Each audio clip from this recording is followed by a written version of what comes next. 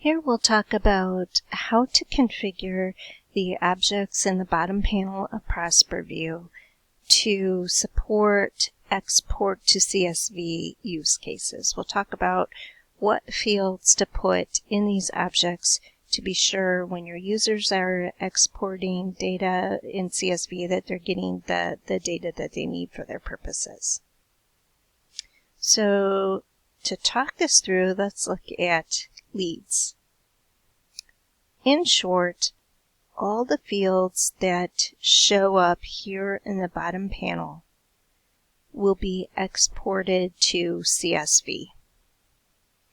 So in the ProsperVue admin page, when you're setting up the fields that you choose to show up here in the bottom panel, it's important to think through a couple things with use cases. First, what data is needed in this bottom panel to support users on an everyday basis? What data do they need to see all the time for their use cases? And also for the times when they do export to CSV, is there additional data that they'll need in CSV? Maybe they don't use it every day, but they're going to need to export it. In that case, if there's data that they don't need every day, but they need to export it in CSV, maybe it's emails, maybe it's additional fields to do in analysis in another program, you can bury those fields on this far right side so that you don't have to look, users don't have to look at them on a daily basis. So to show where you do that, I already had this open. Let's go back up to the top. And we're looking at the lead bottom panel as an example. So let's look at that lead object. Click the configure icon. And this is where you select the fields here that'll show up in the bottom panel.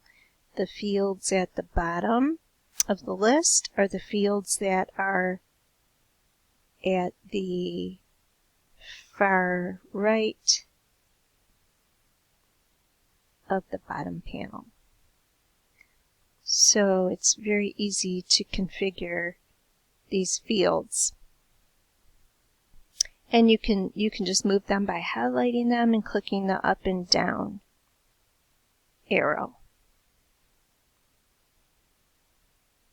So is another example in accounts. Maybe here we have account type and contract value and subscription status, upsell opportunity visible on a daily basis for the use case that we're demoing.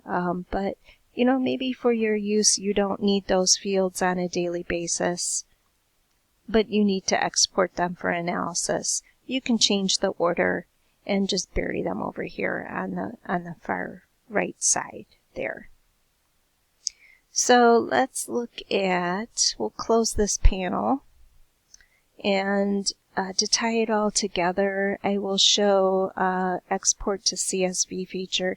If your users click export to CSV right here in the toolbar menu, it will download all data up to 1,000 records on this overall screen.